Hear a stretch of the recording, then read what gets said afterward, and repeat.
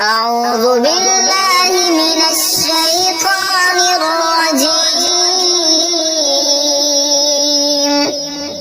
بسم الله الرحمن الرحيم.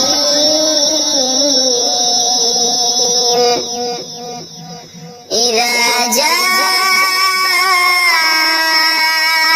نصر الله والفتح ورأيت الناس يدخلون في دين الله أفواجا فسبح بحمد